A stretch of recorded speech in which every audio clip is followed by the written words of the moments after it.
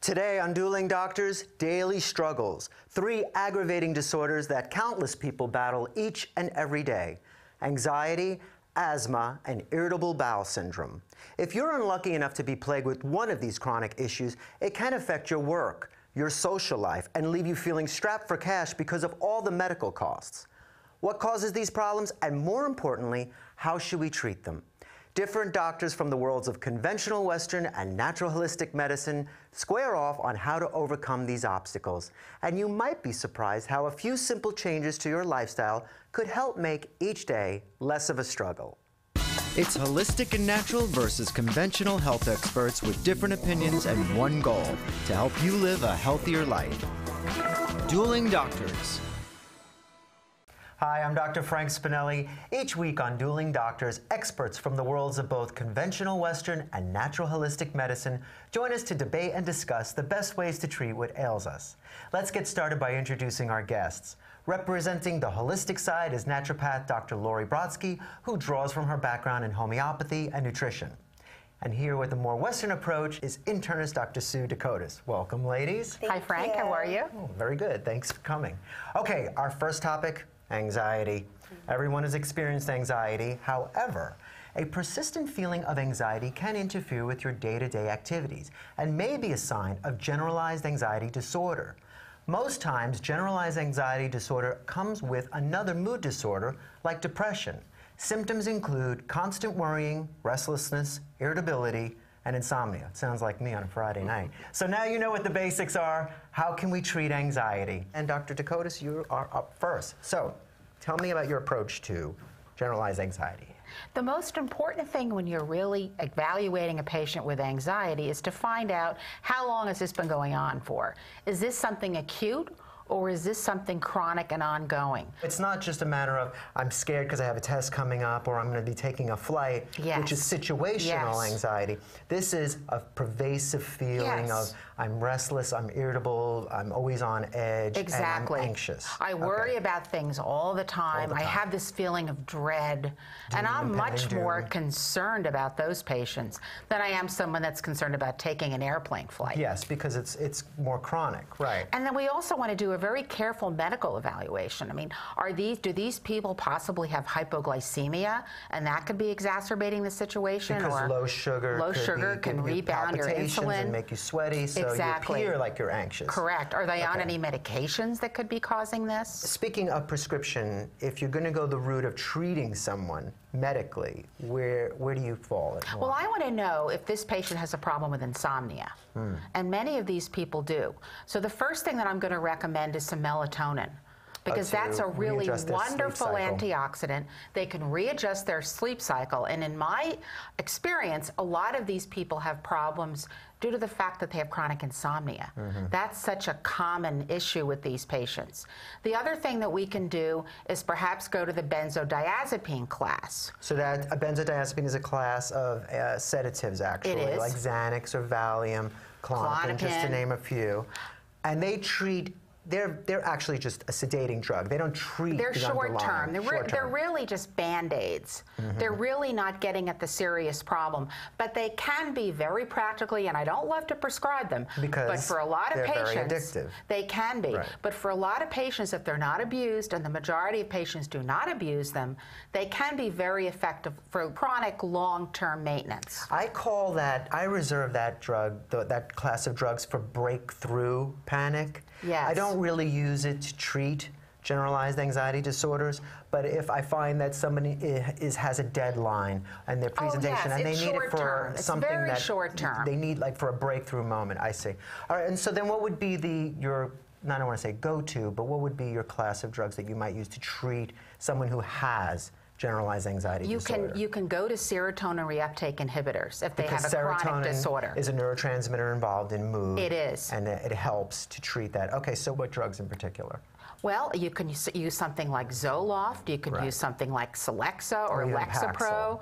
Paxil has a lot of side effects, including weight gain, and they all have sexual dysfunction. All of those drugs can do it. Now, the other thing that I look for, Dr. Frank, is dysthymia. What it means is like a chronic, low, blah feeling mood. You may not feel that you're... For about 2 years, and it is not as depressed as major depression. That's really the distinction. But many of these patients do have chronic anxiety, and they do warrant treatment with SSRIs, the serotonin drugs that we just discussed. Most of the serotonin in our body is actually in our gut. Absolutely. So for me, when I'm addressing anxiety, I really like to see what's coming into the gut, what's happening, where's the inflammation sitting. Inflammation in the gut means inflammation in the head. Anxiety. So for me, very similarly to Dr. Sue, I like to know, where is this patient experiencing their anxiety? Some people, shortness of breath in the lungs. Other people, similar with the hypoglycemic type symptoms. Other people get muscle spasms or neuropathies, numbness and tingling. So as a naturopath, you're actually looking for how it manifests physically. Absolutely. There's so many natural ways to address the gut. First of all, eating a super balanced anti-inflammatory diet. That's so important. We want to remove things that cause inflammation. So things like dairy foods, gluten-rich, sugary foods, trans fatty, rich, heavy foods. Those take a lot of stuff to digest and break down, so we're not able to fully make that natural serotonin. So if you eat just even a handful of pumpkin seeds, packed with zinc and tryptophan, converts right into serotonin. Great before bed snack. It is. These are all great foods, and it's a great diet. But the problem is this.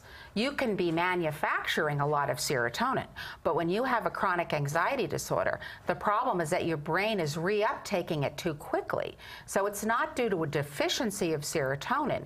It's due to your brain processes and the way it manifests that serotonin level. I don't want to put words in your mouth, but you may be saying taking more than necessary, like... Or just different things for different people, right? So some people, that wouldn't work well for their anxiety. They might do better with a natural anti-anxiolytic agent, maybe like lavender oil. Non-habit forming, non-sedative. Take 1 capsule a day. What about using 5-HT? 5-HTP. Absolutely love that. Because it also increases serotonin. And that's exactly why an individualized approach really works. What about maybe like an exercise, something therapeutic? Oh my gosh, I love this. It's called the 5-4-3-2-1. Okay. It's just a really grounding technique. We can all do it together. Okay. So number 5 things that you can see around you. We're using all your senses. Okay. You can just point out 5 things that you see around you. Okay. 4 things I can touch. I can feel my feet on the floor, my butt on the chair, my jacket, my hand down.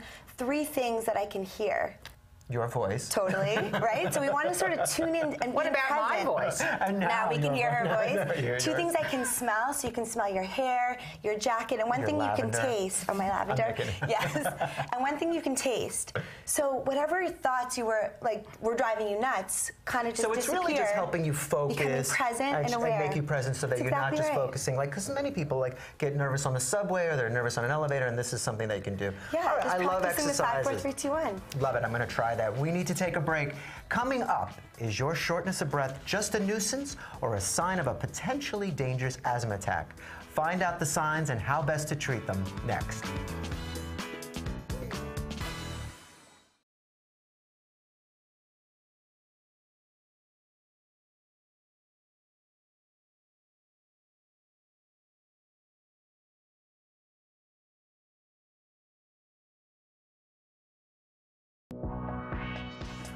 Welcome back to Dueling Doctors, the show where health experts from the worlds of conventional and holistic medicine debate the best ways to treat ailments that affect so many of us. Today's theme is daily struggles, and we're joined by naturopath Dr. Lori Brodsky and Western-trained internist Dr. Sue Dakotas. Our next topic, asthma, which leaves about 25 million Americans wheezing, coughing, and out of breath. Asthma is a chronic lung disease that can be serious and life-threatening. When you breathe, air passes in from your nose, down your trachea, into your lungs where it carries oxygen. When asthma happens, airways in the lungs are inflamed. This makes them very sensitive. Asthma attacks can be triggered by allergies, causing the airways to narrow and making it very difficult for you to breathe. So we're going to begin this time with Dr. Brodsky. So how do you approach asthma?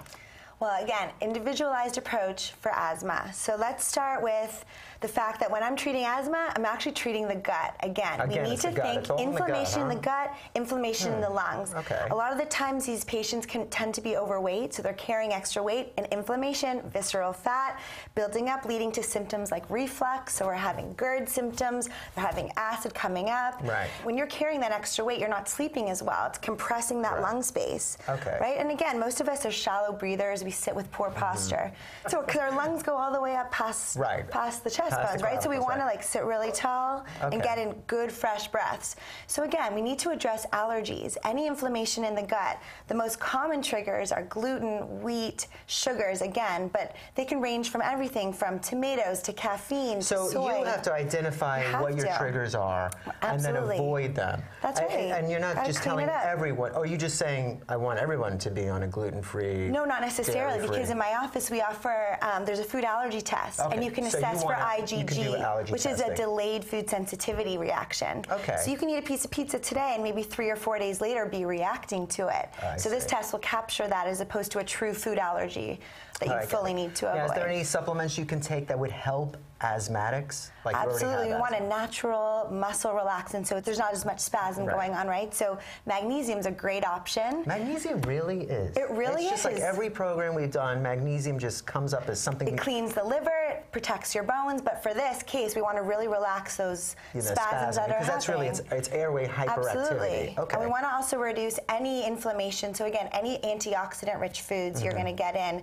Colorful, rich berries, coenzyme Q10 is amazing, we know. Right. Super great, but even coconut oil, super lubricant for the lungs, raw honey, these all have nutrients. Raw honey, my mother loves raw honey. So when we were kids, she gave us a spoonful all the time. And I just like to get mine from the local farmer's market because it's like fresh, local source of honey. All right. Super Dr. great. Dakotas, asthma, what's your approach? Well, my approach is that asthma can be a very serious disease. Absolutely. And we know that, especially in urban areas, it's an epidemic. Yes, now, I worked in the ER. There was a lot of asthmatics that came in, and it was a scary thing to see. Very scary. Now, a lot of these children are not obese. Now, we do know that there are so many different contaminants in the environment, especially in urban life.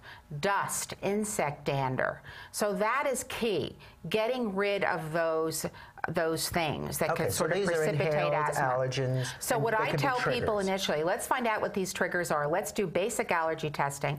I also want to do pulmonary function testing. So not only food allergies, but you're also talking about respiratory allergies. Respiratory and you can do blood allergies, tests for both. You don't yes, and we can also do the prick test for both as well. Okay. So it's important to establish that.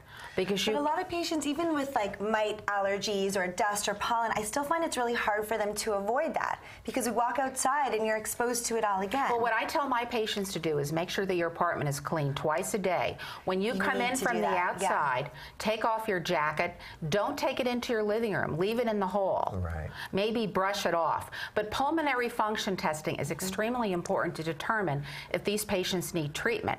Now, I'm all for trying some of these holistic remedies. However, my question is, are their respiratory function tests improving? Because if they are not, Dr. Frank, that could be very serious. So we're increasing the risk of heart disease. Test, which will diagnose you as being asthmatic. And then what would you prescribe at that point? I mean, we can do allergy testing and you could avoid allergens, but if you're still having asthma attacks, you're having asthma attacks. We have to prescribe medication. And I believe that you want to know, is it acute or is it chronic? So if it's acute, it could be something like exercise asthma. Right. In which case you would want to give the person a short-acting bronchodilator. Now, bronchodilators are short-acting medications that can open up the airways. That's like the inhaler you see everybody. The inhaler. And you're not talking about something over the counter. No, I'm not. You're talking about a prescription-grade beta agonist that will open up the airways. If you take something that's over the counter, it's not going to be strong enough. So you may only get 30% resolution in symptoms, and that is not good. We need to see that those pulmonary function tests are returning to normal. Get a lot of really good information, but we have to take a quick break. When we come back, a health struggle that is twice as common for women as it is for men, irritable bowel syndrome, or IBS. We'll be right back.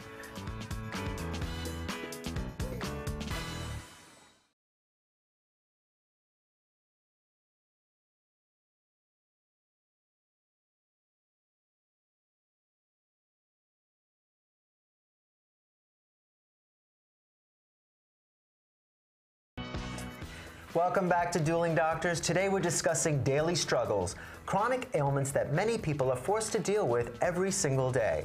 Now it's time to talk about a common disorder that can leave you doubled over in pain, irritable bowel syndrome, or IBS.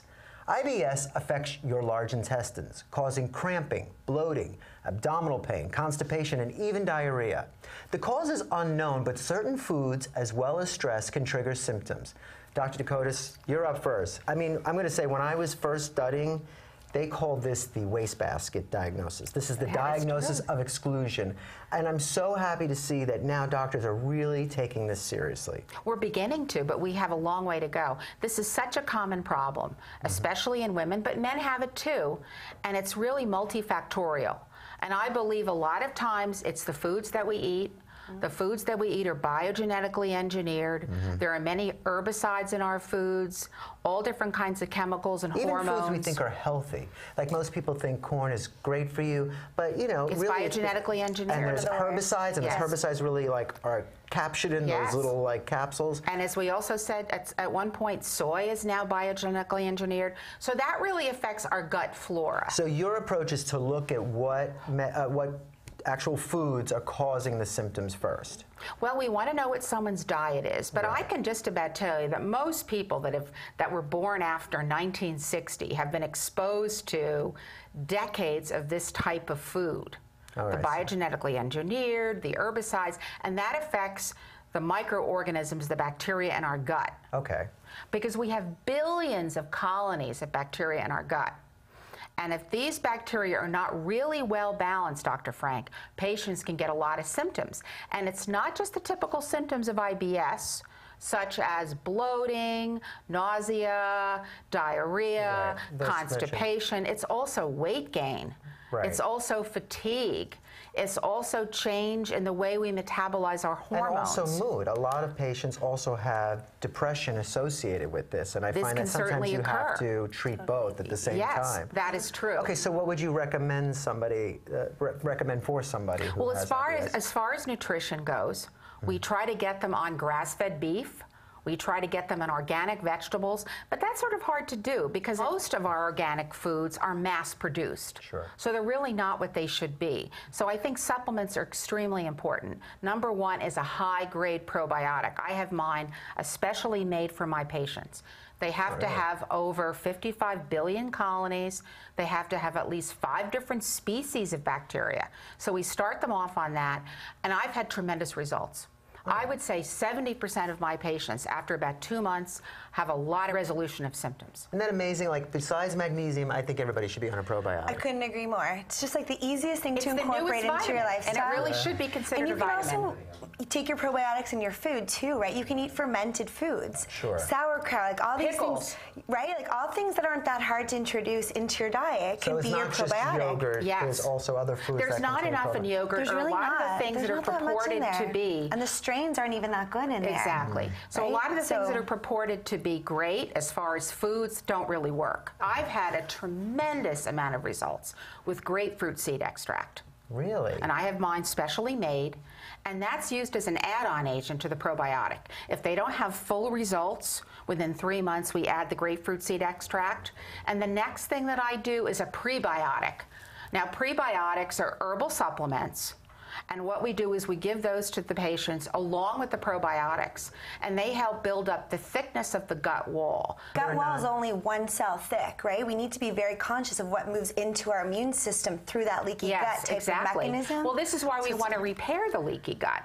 And the other incredible thing is that we get enhanced immune response. So many of my patients get many less colds and flus. Because their immune system is better. You can do a comprehensive stool analysis and see if there's any parasitic infection, overgrowth of any bacteria, yeast, or fungi in there. So we can actually give it specific strains. Because then you want to treat You need to treat the infection. But you have That's to realize, why but it's also very important, too, to realize that if you put somebody on a really high-grade probiotic, that infection is going to clean itself out. You don't want to start giving the patient, unless it's a serious parasite, you don't want to give that patient another medication. I know, but not everybody has an immune system that can fight off that we infection. know. So it is personal. But that's up to the physician. What about Peppermint. Peppermint oil, that can actually help heal the lower esophageal sphincter, which releases acid back, and you get that reflux types of symptom.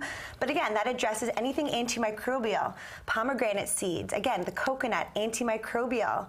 Really herbs like and spices, coconut. I'm obsessed with coconut. But you forgot the biggest category, flavonoids.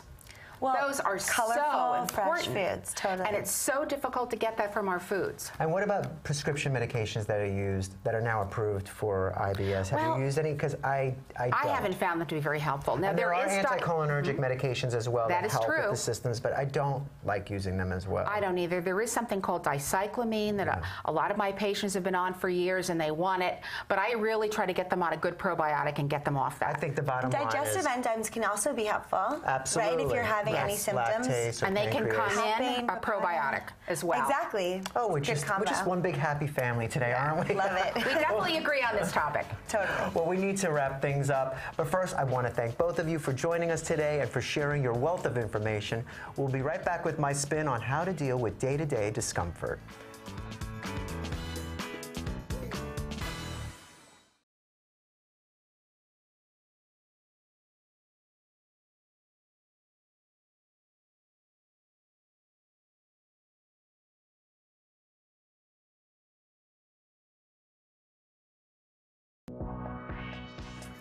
Welcome back. Today we tackled 3 common daily struggles, and hopefully you learned there's no reason to let anxiety, asthma, or irritable bowel syndrome stop you from really living your life. Everyone has experienced anxiety. It's that feeling you get when you're waiting for test results or when your child isn't home by their curfew. Generalized anxiety disorder sufferers feel this way all the time. I recommend avoiding quick-fix sedative drugs that are highly addictive. Practice meditation, and seek counsel with a therapist for cognitive behavioral therapy. If symptoms persist, you may need to be on a type of anti-anxiety medication that targets serotonin.